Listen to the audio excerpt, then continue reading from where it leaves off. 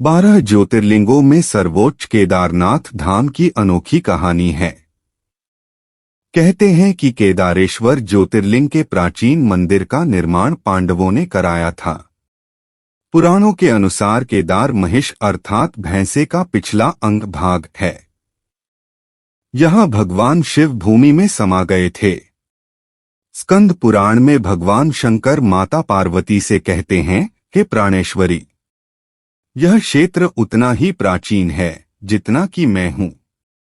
मैंने इसी स्थान पर सृष्टि की रचना के लिए ब्रह्मा के रूप में परब्रह्मत्व को प्राप्त किया, तभी से यह स्थान मेरा चिरपरिचित आवास है। यह केदारखंड मेरा चिरनिवास होने के कारण भूस्वर्ग के समान है। केदारखंड में उल्लेख है, अकृत्वा दर्शनम वैश्वय केदारस्याघनाशिन यो गच्छेद बद्री तस्य यात्रा निष्फलताम व्रजेत, अर्थात बिना केदारनाथ भगवान के दर्शन किए यदि कोई बद्रीनाथ क्षेत्र की यात्रा करता है तो उसकी यात्रा व्यर्थ हो जाती है। पुराण कथा के अनुसार हिमालय के केदार श्रृंग पर भगवान विष्णु के अवतार महातपस्वी नर और नारायण ऋषि तपस्या करते थे। उनकी आराधना से प्रसन्न होकर भगवान शंकर प्रकट हुए और उनके प्रार्थनानुसार ज्योतिर्लिंग के रूप में सदा वास करने का वर प्रदान किया। यह स्थल केदारनाथ पर्वतराज हिमालय के केदार नामक श्रृंग पर अवस्थित है। महाभारत के युद्ध में विजयी होने पर पांडव भ्रातृहत्या के पाप से मुक्ति पाना चाहते थे। इसके लिए वे भगवान शंकर का आशीर्वाद पाना चाहते थे, लेकिन वे उन लोगों से रुष्ट थे। इसलिए भगवान शंकर अंतर्ध्यान होकर केदार में जा बसे। पांडव उनका पीछा करते करते केदार पहुंच ही गए। भगवान शंकर ने तब तक भैंसे का रूप धारण कर लिया और वे अन्य पशुओं में जा मिले। अत भीम ने अपना विशाल रूप धारण कर 2 पहाड़ों पर पैर फैला दिया। अन्य सब गाय बैल और भैंसे तो निकल गए, पर शंकर जी रूपी भैंसे पैर के नीचे से जाने को तैयार नहीं हुए। भीम बलपूर्वक इस भैंस पर झपटे, लेकिन भैंस भूमि में अंतर्ध्यान होने लगा। तब भीम ने बैल की त्रिकोणात्मक पीठ का भाग पकड़ लिया। भगवान शंकर पांडवों की भक्ति, दृढ़ संकल्प देखकर प्रसन्न हो गए। उन्होंने तत्काल दर्शन देकर पांडवों को पाप मुक्त कर दिया। उसी समय से भगवान शंकर भैंस की पीठ की आकृति पिंड के रूप में श्री केदारनाथ में पूजे जाते हैं। दीपावली महापर्व के दूसरे दिन पड़वा के दिन शीत ऋतु में मंदिर के द्वार बंद कर दिए जाते हैं। 6 माह तक दीपक जलता रहता है। पुरोहित ससम्मान पट बंद कर भगवान के विग्रह एवं दंडी को 6 माह तक पहाड़ के नीचे ऊखी मठ में ले जाते हैं। 6 माह बाद मई माह में केदारनाथ के कपाट खुलते हैं। 6 माह मंदिर और उसके आसपास कोई नहीं रहता है, लेकिन आश्चर्य है कि 6 माह तक दीपक निरंतर जलता रहता है। केदारनाथ शिवलिंग का रहस्य इसलिए 5 भागों में बंटे हैं। केदारनाथ पांडवों से जुड़ा है रहस्य। उत्तराखंड में स्थित भगवान शिव के प्रमुख 12 ज्योतिर्लिंग में से एक केदारनाथ स्थित है और इसकी मान्यता सभी ज्योतिर्लिंगों में सबसे ज्यादा है।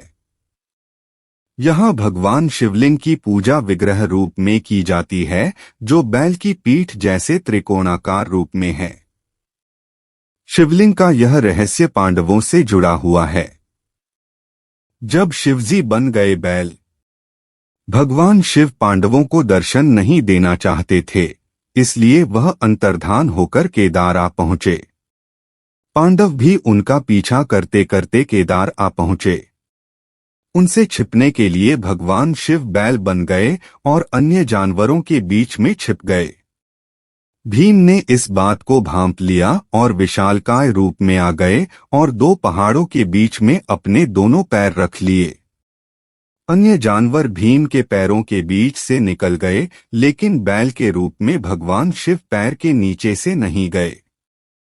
भीम को समझ आ गया और उन्होंने बैल की पीठ का त्रिकोण भाग पकड़ लिया। पांडवों की शक्ति और दृढ़ संकल्प ने भगवान शिव का मन बदल दिया और उन्होंने दर्शन देकर पांडवों को पाप से मुक्त किया। उसी समय से यहाँ शिवलिंग बैल की पीठ की आकृति के रूप में पूजा जाता है। ऐसे बने पंचकेदार। पौराणिक कथाओं में बताया गया है कि जब भगवान शिव बैल के रूप में आए तो उनके धड़ का भाग काठमांडू में प्रकट हुआ, जहां अब पशुपतिनाथ मंदिर है। शिवजी की भुजाएं तुंगनाथ में, मुख रुद्रनाथ में, नाभि मद्महेश्वर में और जटा कल्पेश्वर में प्रकट हुई। इन 4 स्थानों के साथ केदारनाथ धाम को मिलाकर पंचकेदार के रूप में पूजा जाता है। मद्महेश्वर मंदिर। मद्महेश्वर मंदिर मद्महेश्वर नदी के स्रोत मुख के पास के इलाके में स्थित है। समुद्र तल से 3289 मीटर की ऊंचाई पर स्थित इस मंदिर को दूसरे केदार के रूप में जाना जाता है।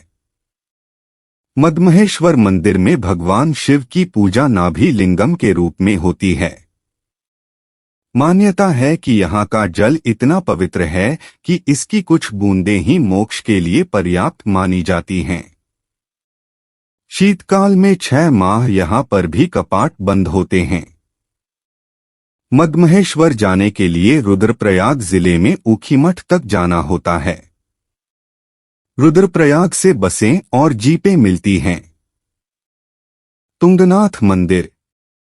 तुंगनाथ उत्तराखंड के गढ़वाल के रुद्रप्रयाग जिले में स्थित एक पर्वत है। इसी पर्वत पर स्थित है तुंगनाथ मंदिर। यह भोलेनाथ के 5 केदारों में से एक है। यहाँ के बारे में यह भी मान्यता है कि माता पार्वती ने भी शिव को पाने के लिए यहीं पर तपस्या की थी। तुंगनाथ मंदिर समुद्र तल से 3680 मीटर की ऊंचाई पर है। यहाँ भगवान शिव के हृदय स्थल और शिव की भुजा की आराधना होती है। पौराणिक कथाओं के अनुसार कुरुक्षेत्र के मैदान में पांडव के हाथों काफी बड़ी संख्या में नरसंहार से भगवान शिव पांडवों से रुष्ट हो गए। भगवान शिव को प्रसन्न करने के लिए पांडवों ने मंदिर का निर्माण कराया। रुद्रनाथ मंदिर। रुद्रनाथ मंदिर उत्तराखंड राज्य के चमोली जिले में स्थित भगवान शिव का एक मंदिर है, जो कि पंचकेदार में से एक है। समुद्र तल से 2290 मीटर की ऊंचाई पर स्थित रुद्रनाथ मंदिर भव्य प्राकृतिक छटा से परिपूर्ण है। रुद्रनाथ मंदिर में भगवान शंकर के एकानन यानी मुख की पूजा की जाती है। रुद्रनाथ मंदिर के सामने से दिखाई देती नंदा देवी और त्रिशूल की हिमाच्छादित चोटियां यहाँ का आकर्षण बढ़ाती हैं। यहाँ पूजे जाने वाले शिव जी के मुख को नीलकंठ महादेव कहते हैं। कल्पेश्वर मंदिर। कल्पेश्वर मंदिर गढ़वाल के चमोली जिले, उर्मगम घाटी, उत्तराखंड, भारत में स्थित है। यह मंदिर भगवान शिव को समर्पित एक हिंदू मंदिर है। कल्पेश्वर मंदिर 5 केदारों में से एक है तथा 5 केदारों में इस 5वां स्थान है, जो समुद्र तल से 2200 मीटर 7217 फीट की ऊंचाई पर बना हुआ है। कल्पेश्वर एकमात्र 5 केदार मंदिर है जहां पूरे वर्ष भगवान के कपाट खुले रहते हैं। यह एक छोटा सा मंदिर जो पत्थर की गुफा में बना हुआ है। ऐसा माना जाता है कि यहाँ भगवान शिव की जटा प्रकट हुई थी। इस मंदिर में भगवान शिव की जटा की पूजा की जाती है। सदैव प्रज्वलित रहता है यह दीप। कपाट को बंद करते समय मंदिर में एक दीप प्रज्वलित कर दिया जाता है और फिर 6 महीने के बाद जब मंदिर के कपाट खोले जाते हैं तो तक भी यह दीप जला हुआ मिलता है। मान्यता है कि इस 6 महीने के वक्त में देवतागण आकर अपने आराध्य देव भगवान शिव की पूजा करते हैं और इस दीपक को जलाकर रखते हैं। कपाट खुलने पर इस प्रज्वलित दीप के दर्शन करना बहुत ही पुण्यदायी माना जाता है। भगवान शिव का दूसरा निवास स्थान दिलाता है मोक्ष। कैलाश पर्वत के बाद केदारनाथ को भगवान शिव का दूसरा निवास स्थान माना जाता है।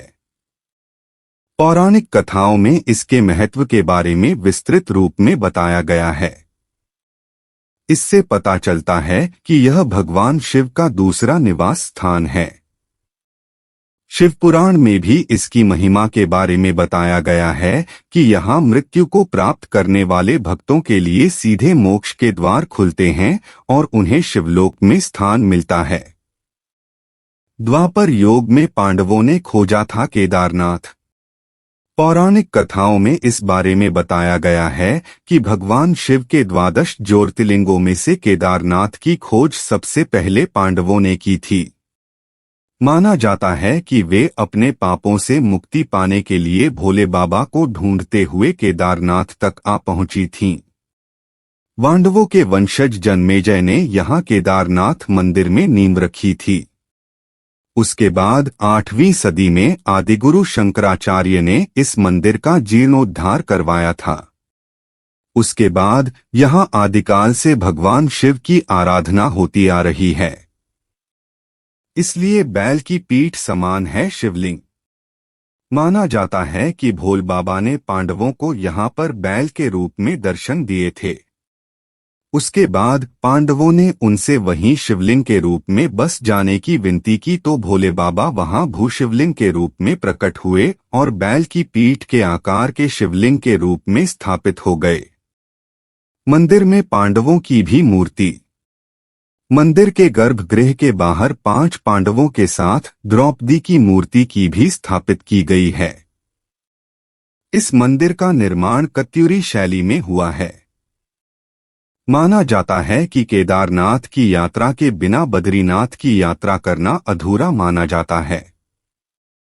इसके दर्शन के बिना 4 धाम की यात्रा अधूरी मानी जाती है। इस तरह भगवान शिव बन गए केदारनाथ। केदारनाथ आखिर केदारनाथ क्यों कहलाते हैं, इसके पीछे एक अलग कहानी है। केदारखंड की कथा के अनुसार नरनारायण की प्रार्थना पर भगवान शिव ने केदारखंड में निवास करने का वरदान दिया।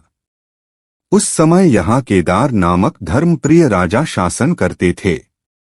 राजा केदार के नाम पर यह क्षेत्र केदारखंड कहलाता था। राजा केदार भी भगवान शिव के भक्त थे। राजा की प्रार्थना पर भगवान शिव ने केदारखंड का रक्षक बनना स्वीकार किया और भगवान शिव कहलाने लगे केदारनाथ। स्कंद पुराण में यह कथा। केदारनाथ को लेकर स्कंद पुराण में भी इस कथा का जिक्र मिलता है। इसके अनुसार असुरों से दुखी होकर देवताओं ने यहाँ भगवान शिव की आराधना की, जिससे भगवान शिव बैल रूप में प्रकट हुए और पूछा के दरियामी यानी किसे चीरूं किसे फाड़ूं। इसके बाद भगवान शिव ने असुरों को अपने सिंगों और खुरों से मार मार कर मंदाकिनी में फेंकना शुरू किया। केदरयामी शब्द से ही यह स्थान केदारनाथ कहलाया। इस शिला ने की मंदिर की रक्षा। वर्ष 2013 में यहां आई भीषण बाढ़ ने आसपास के पूरे इलाके को तबाह कर दिया। यहां के कई मंदिर नष्ट हो गए। यहां की पूरी तस्वीर ही बदल गई। लेकिन क्या वजह थी कि मंदिर का बाल भी बांका न हो सका? मंदिर के किनारे पर स्थित एक शिलाखंड ने मंदिर को बचा लिया। तब से यहाँ की आस्था में एक नया अध्याय जुड़ गया और भक्त इस पत्थर को देवशिला मानने लगे। हरिद्वार से शुरू होती है केदारनाथ की यात्रा। असली मायने में केदारनाथ की यात्रा हरिद्वार या ऋषिकेश से आरंभ होती है।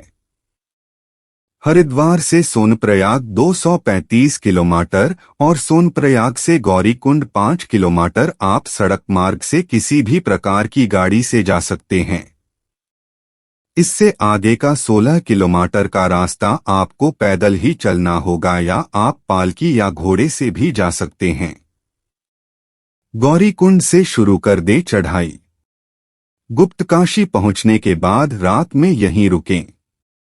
उसके बाद अपना सामान होटल में लॉक करवाकर यहां से सुबह जल्द ही 6 बजे निकल जाएं और 8 बजे तक गौरीकुंड से चढ़ाई प्रारंभ कर दें।